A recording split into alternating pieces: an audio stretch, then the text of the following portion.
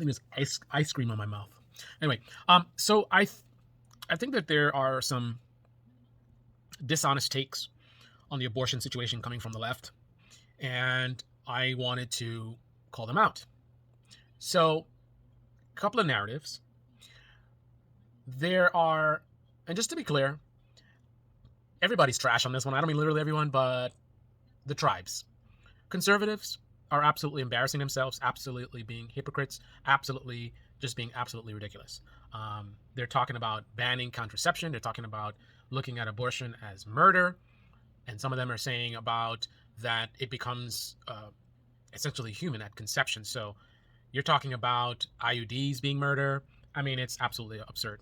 But on the left, for example, folks on the right are talking about the protesting at people's homes.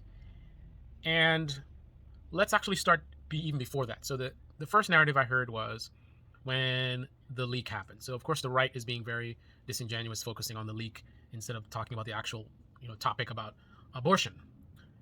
I wonder why. So they're talking about the leak. Okay, so folks on the right are suggesting that it was someone on the left that leaked the draft, right? And the left is, like I saw, what was it, Brian Charlie Cohen is dismissing that as sort of ridiculous. And the reasoning for that is they're saying, how could this benefit the left? And they say, in terms of elections, it would be better if they did the leak at a different time, closer to the elections or whatever mumbo jumbo. And they're sort of disregarding the idea that this could somehow be helpful to the left and saying, we think it's a right winger. Okay. The left is in a coma. They've been in a coma ever since Biden got elected. Prior to Biden getting elected, it was all this protesting and energy and we got to get Trump out and whatever. And then, just as predicted, Biden gets elected and they go out to brunch. Even the most, I shouldn't say the most, but some of the more radical folks on the left who are usually more active, shall we say, look at Build Back Better. They did nothing. They just let it die. They were busy bickering with, other people on the left rather than actually fighting for this bill, which was probably their last chance to, for any kind of progress for quite some time, because we're looking at Republican leadership and, the energy on the left is so depressed. How long will it take before they can build up enough momentum to actually win an election? So the left is so much in a coma that even with those dire circumstances, they sat on their asses and let Build Back Better die. So that being said, with no energy on the left, you have this major deal with the reversal of this ruling, and this is such a hot button topic. I mean, there's people who are literally voting, one issue voters that are voting based on whether they're pro-life or pro-choice. The idea that this leak wouldn't help the left is absurd. Again, you have a side that's in a coma competing against another side that's been energized for quite some time. They're out there, they're protesting. They got the numbers. I mean, when they're doing the protesting, they got a lot of people coming out. Trump is doing his stupid moronic rallies. And, of course, liberal media like to talk about that. He doesn't have the attendance that he did before. And it looks like that might be the case, but trivial. He's still getting good numbers out there, right? But the left has got nothing going on. They're just sitting around waiting for 2024 when President DeSantis gets elected, and then they're going to all of a sudden, oh, we got to do this, no justice, or whatever it is, right? But for now, they ain't doing nothing. The idea that this leak would not help the Democrats in terms of mobilizing their base is absolutely absurd and insulting for people like Brian Tyler Cohen to even suggest that. This absolutely helps the left. This absolutely helps the Democrats. I should say more the Democrats, really. I think it's absurd to suggest otherwise. What helps political parties to win and gain power without doing any actual work? If they don't want to do any work, which they don't, then the way you succeed is by mobilizing your base. And the way you do that is with culture wars or other emotional topics that that you can get a rise out of your base, right? So if you're in the Republican Party, you talk about groomer and kids and CRT. You got to protect children from the CRT and this the socialism and whatever, like you say that stuff, woke culture, cancer culture, like you say all that stuff, and you say you're gonna fight again. We're gonna fight. If you elect me, I'm gonna fight against the culture. I'm gonna fight against the woke this and the woke left, and we're gonna put a stop to these socialists because we're not gonna let them take our country from. You say that stuff, and you'll get people all, yeah, this person, he's a fighter, gonna fight for us, and they come and vote for you. They make the they donate, right? On the left, or I should really say the Democrats, the only hope they have, because they're not doing anything. They're not trying to do anything. They're not trying to do anything for their voters. Bare minimum, like Joe Biden. One of my subscribers was talking about, Joe Manchin. Joe Manchin is the most valuable Democrat right now to the Democrats. Pelosi loves him. Biden loves him. The Democrat Party, just like the Republican Party, is a corporate party, right? They serve their donors. And Nancy Pelosi, one of her biggest values of the Democratic Party, is she's a massive fundraiser. Where do the funds come from? Billionaires and millionaires who ain't trying to hear nothing about no Build Back Better. So, Nancy Pelosi's big power is her fundraising ability, because she's very unpopular. I believe she's less popular than even Trump, right? Her big power is her fundraising ability. The fundraising, the money comes from billionaires and millionaires. The very exact same people that you're looking to tax more. And we're supposed to think that Joe Manchin blocking that bill is somehow hurting Pelosi and Biden. In politics, you need money, unless you're going to really do some work. You need money to win elections, right? You got to raise money.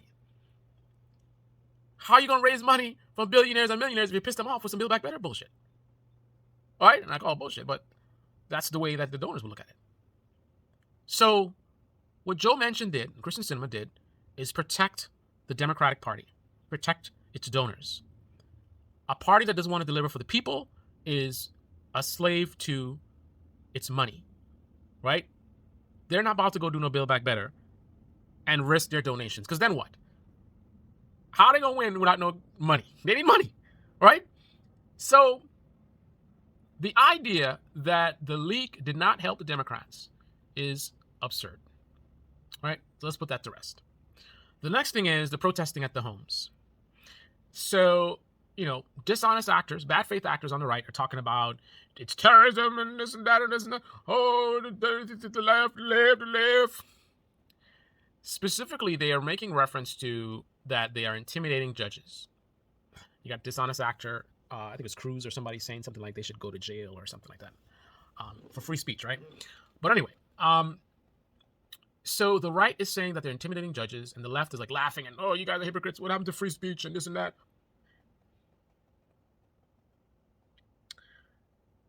If they're not trying to intimidate the judges, there's no point to the protests. Right? What's the point of the protests? And not just protests at their home. Why would you go to a home if you're not trying to intimidate them? Because otherwise, what's the point? They just want to express their opinion? You got to go to the guy's house to express your opinion. Right? You could go to their job.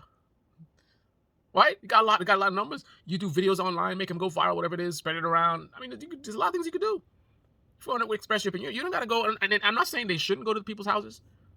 I'm just saying the idea that them going to these judges' homes is not intimidation is ridiculous. Because again, look, man, they can only get a few dozen people to protest for Build Back Better. Again, there's a lot of good stuff in there that would help a lot of people. A lot of people wanted the things that were in that bill. Only a few dozen people came out.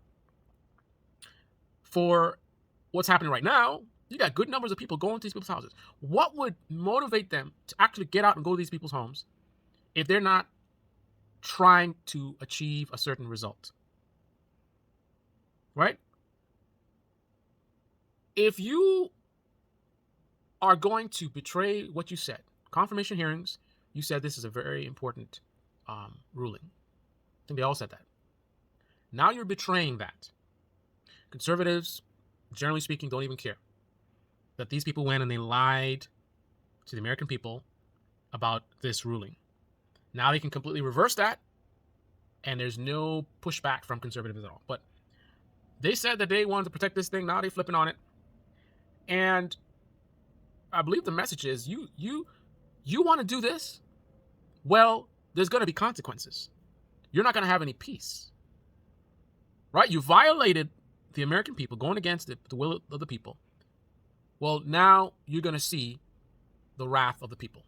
Now, a lot of folks on that talk about it's peaceful, and from what I've seen, that's what it is, and that's good. But again, to go all the way to this guy's house to go protest, and then you're not doing it with a like, you're just doing it for fun. You're not doing it with expecting a result. Who does a protest without any no goal of what you're expecting to accomplish? We're just gonna go in the street. Oh, Black Lives Matter. Well, who other than Black Lives Matter goes in the street and protests without trying to accomplish something? Like, we just wanted to go on the street and say Black Lives Matter, Black Lives Matter, Black Lives Matter, Black Lives Matter, and that's it. We don't care. They don't do the George Floyd, whatever the bill they were trying to do for George. They don't do it.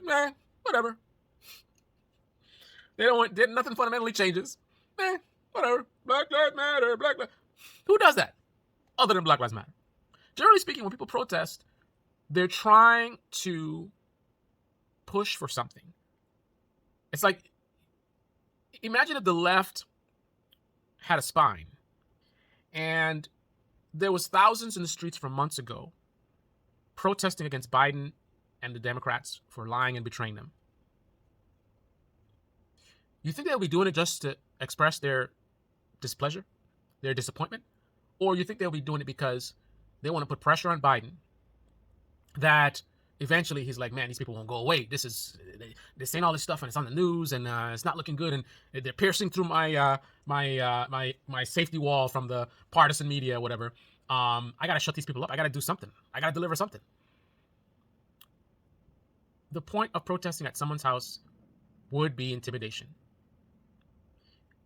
You want these judges to feel uncomfortable, and you want that feeling of being uncomfortable to motivate them to potentially change their minds. Now, even if people in the group don't necessarily feel that it's going to be successful, ultimately that's what you're trying to do, right? It's like a giant black bear is attacking you, and you throw some stones at it. You know damn well some little tiny stone like this is not going to do anything to the bear. Probably tickling him, right? But even though you don't think there's going to be an outcome from your actions, you're still doing it with the idea behind it being that you want to defend yourself, and you're trying to stop the bear from attacking you. So some people may protest, even though ideally they'd like the judges to change their ruling based on that. They want to be like, oh man, this is crazy. People are at home. I gotta do something, right? I don't have any peace in my neighbors. Let me just not go against this bill. Not a bill, I think the purpose is in fact intimidation. Now, whether it's legal or not, that's a topic for another day. The right is making some claim about there's a law about intimidating judges, or there's some specific protection for judges. If that's the case, the law is the law. It's not about whether the law is good or bad. If it's against the law, then it's against the law. I don't know for a fact that it is against the law, but that's the claim that's being made. So that's what I wanted to talk about. Tell me your thoughts. Comment below. This is Debate Me channel. Debate Me in the comment section below. Click on the like button, subscribe, smash that bell. Be well.